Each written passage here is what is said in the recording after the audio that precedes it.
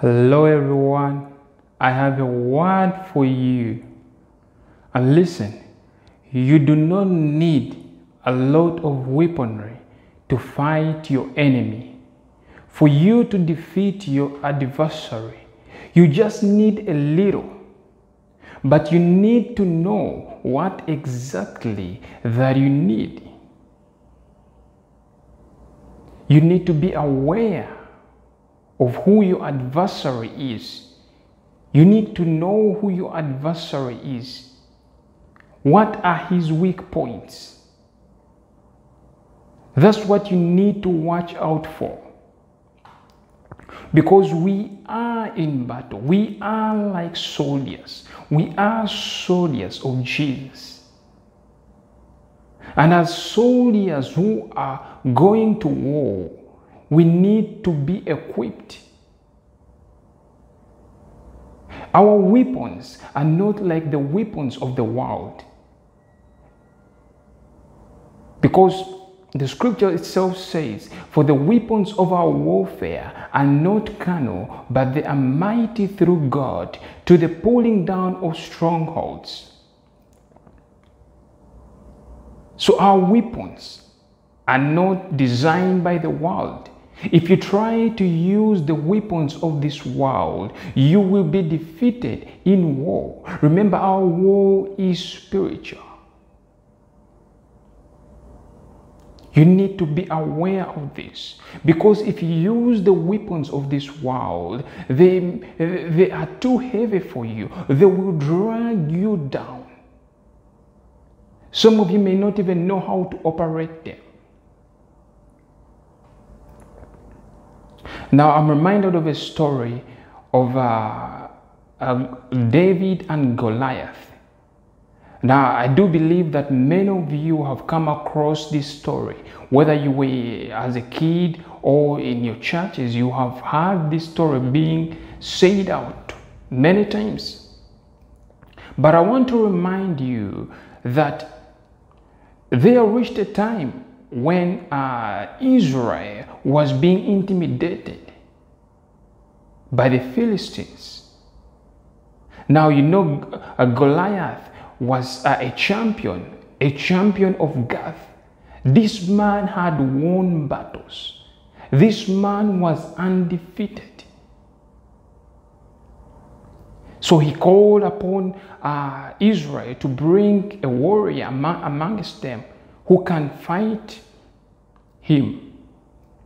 So for those that have read the story, you know that David listens into a story of the soldiers. They were discussing of a reward that was going to be given to the man who would defeat Goliath.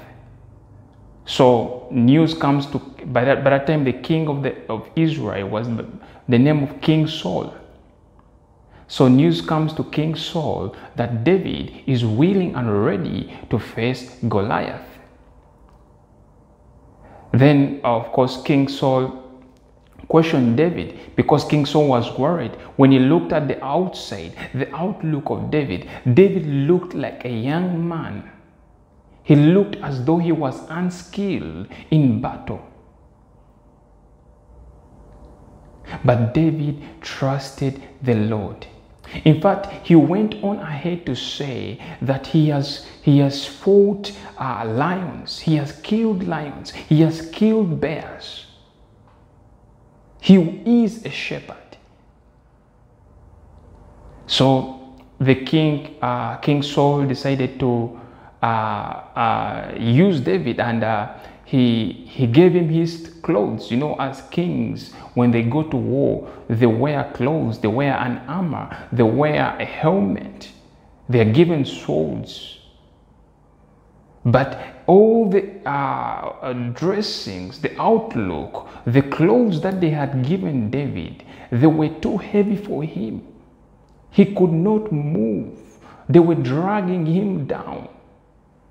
So David decides to leave the clothes that a king had given him, and he goes and picks up 5 stones. And to cut the long story short, is David faces Goliath, and Goliath mocks David. But this is what David said to Goliath. He said, "You come against me with a sword and a spear, but I come against you in the name of the Lord." That is so powerful.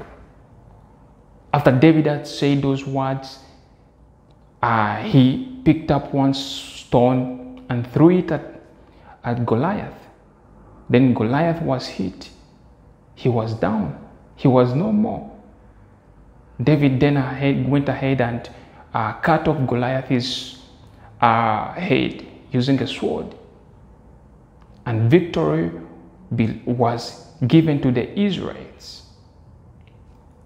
But you need to leave those things that are heavy behind you. Just as David left the clothes of the kings behind him, he was not used to them. There are some things that are around you that have been given to you by your family, friends, by your relatives, by your acquaintances, that are heavy, that are dragging you. Some things could be people that have become a burden to you. And for you to attain that victory, for you to progress, you need to leave them behind. I'm speaking to somebody right now. And you know that there is that one thing that keeps dragging you down. There is that item in your possession that keeps putting you down. But you need to leave it behind. Do not go with it to war. Because the war that you fight, the weapons that you need, are not the weapons that the world needs. Your weapons are more powerful. And many of you have been equipped with the weapons. But it's like a person who has been given a gun to shoot at the enemy, but he cannot hit the target, or he does not know where the trigger is. In the spiritual realm, you have the weapons, and you need to use them for you to attain your victory. The enemy has been attacking you. The enemy has done things whilst you are asleep. But it's time to pull down that giant. They may have mocked you. In fact, they may call you little. They may call you a child. They may call you incompetent. They may laugh at you. But just as they laughed at David, they did not know his position. In the spiritual realm, they do not know your position. You are going to bring down giants. You are going to bring down men who the world thought they were champions. But you are the real champion. Listen, David did not attain victory at the battleground. Victory did not begin just at the battleground when he was fighting Goliath. The victory was already attained when he was fighting the lions, the bears. He was already a champion. He was not a champion at the battleground.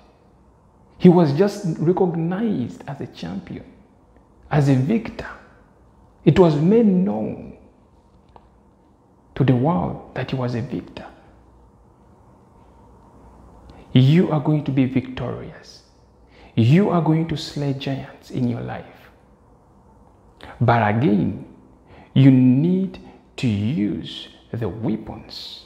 You need to use what God has given you.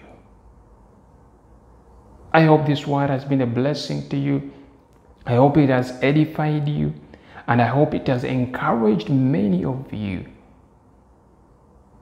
I do encourage people to continue reading their scriptures to not listen to the words of the world, but to listen to what God has to say about their lives.